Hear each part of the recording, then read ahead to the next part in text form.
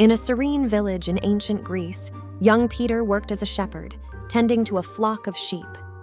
Peter had a penchant for mischief, enjoying pranks and jokes to break the monotony of his shepherd duties. The big bad wolf, who had been banished from the anthropomorphic world of the three little pigs into this parallel universe, found himself in the same world as the shepherd boy, feeling hungry and in search of his next meal. Spotting the village in the distance, the wolf decided to try his luck. Feeling particularly bored one day, Peter hatched a plan to prank the villagers. He dashed from the hill into the village, yelling, "Help! The wolf is coming! He's going to eat my sheep!" The villagers, alarmed by Peter's cries, armed themselves with pitchforks and shovels and rushed to the hills. However, they found nothing but the sheep grazing peacefully. Peter couldn't contain his amusement and giggled, relishing in his trickery. The villagers, while used to Peter's mischievous nature, were not pleased.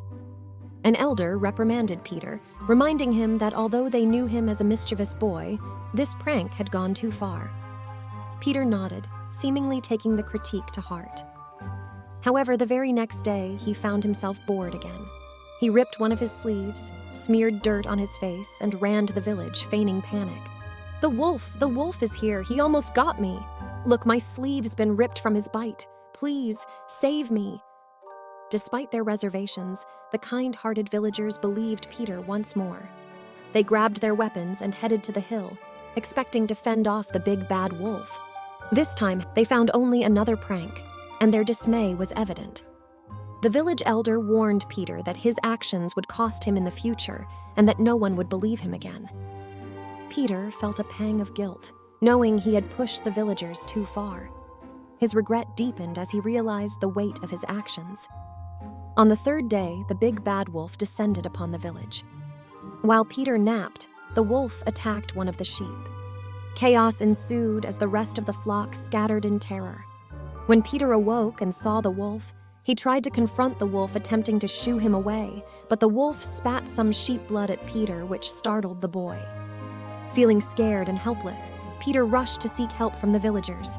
"Help me! The wolf has eaten one of my sheep and the others have run away. Look, there's sheep blood on my face." But this time, no one believed Peter's cries.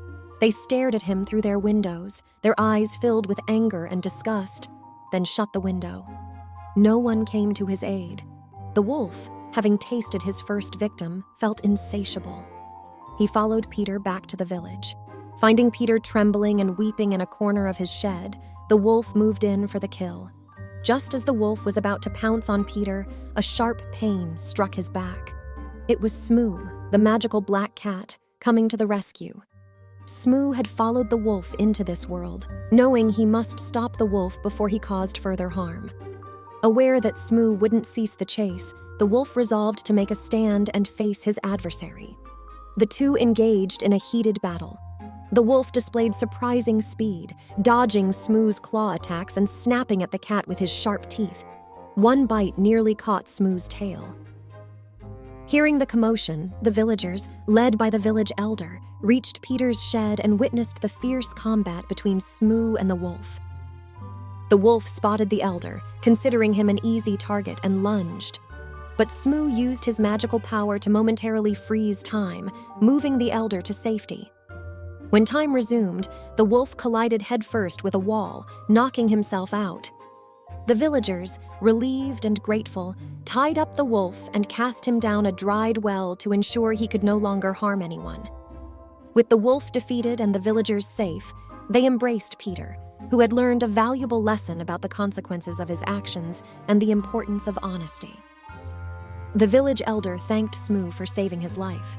He gently pat the heroic feline and gave a scratch behind Smoo's ears and under his chin. Enjoying the grooming session, Smoo responded with contented meow meow, knowing that the big bad wolf is no more.